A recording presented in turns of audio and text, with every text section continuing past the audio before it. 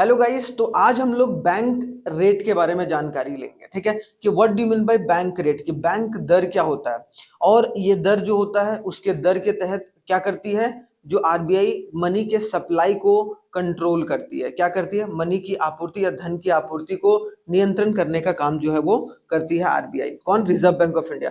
तो हम पहले जान लेते हैं कि बैंक रेट आखिरकार होता क्या है। देखो, दो चीज होता है। एक तो होता है भाई बैंक और एक होता है आरबीआई। बैंक मतलब जितने भी वाणिज्य बैंक या फिर जितने भी कॉमर्शियल बैंक हैं। ठीक है, कॉमर्शियल बैंक याद रखना कि कॉमर्शियल बैंक में सारे बैंक आते हैं। ठीक है, कौन कौन से? तीन टाइप के बैंक होते हैं जनरली। एक तो भाई पब्लिक सेक्टर बैंक, एक होता है प्राइवेट सेक्टर बैंक और तीसरा होता है कौन भाई? आपको फॉरेन बैंक। ठीक है, पब्लिक सेक्टर बैंक और प्राइवेट सेक्टर, ये पब्लिक है। ठीक है, याद रखना कि ये जो पब्लिक सेक्टर बैंक है और ये आपको देखने को मिलेगा कौन है?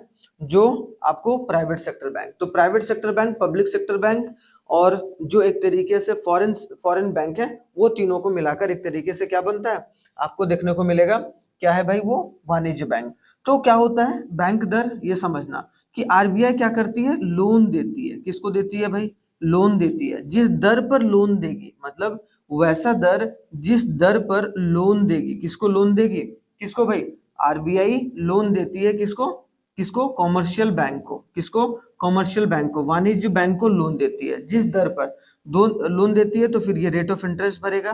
तो जिस रेट पर वो लोन देगी, that rate is known as, एक तरीके से क्या बोलेंगे हम लोग उसको? Bank rate. और जनरली जो होता है bank rate refers to the rate of interest at which the RBI lends money to the commercial bank. क्या आरबीआई क्या करती है? वाणिज्य जो बैंकों को पैसा उधार में देता है। और जनरली जो होता है it relates to the instant, जो इमीडिएट लोन्स, इमीडिएट लोन की रिक्वायरमेंट होती है, मतलब तुरंत लोन की रिक्वायरमेंट होती है, उस दर को एक तरीके से हम लोग बैंक दर बोलते हैं, जो कि बहुत इंपॉर्टेंट है। अब समझो कि आरबीआई अगर इस रेट को सस्ता कर दे तब क्या होगा, और इस रेट को अगर महंगा कर दे तब क्या होगा। अब दोनों सिचुएशन समझना बहुत जरूरी है कि आखिरकार एक तरीके से अगर मान लो कि दर सस्ता कर दे या दर महंगा कर दे, तो हम लोग समझते हैं कि आखिरकार क्या एक तरीके से इम्पैक्ट पड़ता है इसका सोसाइटी पर। ठीक है, या फिर बोला जाए कि बैंकिंग या फिर पूरी इकोनॉमी पर। तो अगर बैंक दर महंगा कर दे, मान लो कि दर अगर एक तरीके से पहले 5% था भाई, अब मान लो कि दर को 10% कर दिया आरबीआई, तो इसका मतलब क्या हो गया कि राइज होगा भाई बैंक रेट, मतलब बैंक दर में वृद्धि हो गया, जिसकी वजह से मार्केट रेट ऑफ इंटरेस्ट, मतलब जो रेट ऑफ इंटरेस्ट है वो एक तरीके से बढ़ते हुए देखने को मिला है कि रेट ऑफ इंटरेस्ट क्या हो गया? बढ़ गया। अब जब कभी भी रेट ऑफ इंटरेस्ट जब बढ़ता है तो एक तरीके से कॉस्ट ऑफ कैपिटल, मतलब पूंजी की लागत में वृद्धि होती है, जिसके वजह से fall in the demand for a credit. तो जब लोन महंगा हो जाएगा तो लोन एक तरीके से लोग कम लेंगे, और जब लोग लोन कम लेंगे तो एक तरीके से fall in the money supply, money के सप्लाई में, मतलब मनी की आपूर्ति में, धन की आपूर्ति में एक तरीके से आपको कमी देखने को मिलेगी, या फिर मुद्रा की आपूर्ति में कमी देखने को मिलेगी। और जिसके वजह से क्या निकल के आएगा भाई? आपको देखने को मिलेगा इन्फ्लेशन कंट्रोल होता है। क्या होता है? कंट्रोल, इन्फ्लेशन कंट्रोल देखने को मिलता है। क्या होगा? Inflation control. ठीक है, तो ये बात जरूर याद रखना है कि इन्फ्लेशन कंट्रोल कब होता है? जब बैंक रेट की वृद्धि होती है। अब समझो इन्फ्लेशन का मतलब क्या होता है? कभी भी मनी का सप्लाई अगर इकोनॉमी में बढ़ जाए, क्या बोला गया? मुद्रा की आपूर्ति अगर बढ़ जाए इकोनॉमी में, या फिर बहुत ज्यादा जो पैसा है इकोनॉमी में हो जाए, तब हम लोग बोलते हैं कि वो ऐसा सिचुएशन है जिसमें इन्फ्लेशन जो है वो आ चुका है। ठीक है, या इन्फ्लेशन हाई हो चुका है, जब बहुत ज्यादा पैसा हो जाता है इकोनॉमी में।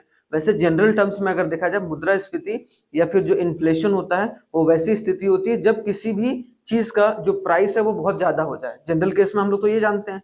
लेकिन अगर इकोनॉमिक के केस में देखा जाए तो इकोनॉमिक केस में इन्फ्लेशन जो होती है वो वैसी सिचुएशन होती है जब जो है वो लिक्विडिटी ऑफ मनी जो है वो एक तरीके से बढ़ जाए, या फिर जो मुद्रा की तरलता है वो अर्थव्यवस्था में अगर बढ़ जाए तो वो इन्फ्लेशन को जन्म देती है।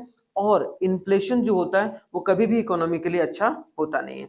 तो जब एक तरीके से रेट ऑफ इंटरेस्ट बढ़ाएगी, ठीक है, बैंक रेट का रेट ऑफ इंटरेस्ट बढ़ाएगी, तो लोन एक तरीके से लोग कम लेंगे। लोग लोग का मतलब है यहाँ पर बैंक जो है कॉमर्शियल बैंक कम लोन लेगी। और जब कॉमर्शियल बैंक कम लोन लेगी तो वो आगे भी एक तरीके से कम ही लोन देगी, तो अपने आप ही मनी का सप्लाई कंट्रोल हो जाएगा। और मनी का सप्लाई अगर कंट्रोल हो गया तो इसका मतलब क्या हो गया? इन्फ्लेशन कंट्रोल हो गया। क्यों? क्योंकि पहले बहुत ज्यादा पैसा था, जिसके वजह से अब पैसे की आपूर्ति जो है उसको कम कर दी गई, जिसके तहत जो है इन्फ्लेशन को कंट्रोल कर दिया गया।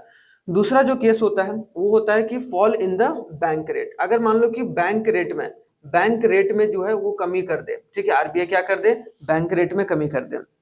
अब समझो भाई, सिंपल से लॉजिक है कि अगर बैंक रेट कम कर दे तो रेट कम कर देगा तो मतलब लोन सस्ता हो जाएगा, और लोन जब सस्ता हो जाएगा तो एक तरीके से जो कमर्शियल बैंक है, जो वाणिज्य बैंक है, वो ज्यादा लोन लेंगे। क्या बोला गया, तो rise in the demand of credit, मतलब क्रेडिट का मतलब यहाँ पर लोन की डिमांड एक तरीके से बढ़ जाएगी। और जब लोन की डिमांड बढ़ेगी तो उसकी वजह से मनी का सप्लाई या फिर मुद्रा की जो आपूर्ति है वो आपको बढ़ते हुए देखने को मिलेगा। और कभी भी अगर मुद्रा की आपूर्ति बढ़ाई जा रही है, इसका मतलब क्या है कि उसमें मुद्रा की कमी थी उस अर्थव्यवस्था में, नहीं तो आरबीआई बैंक दर को कम करता ही नहीं।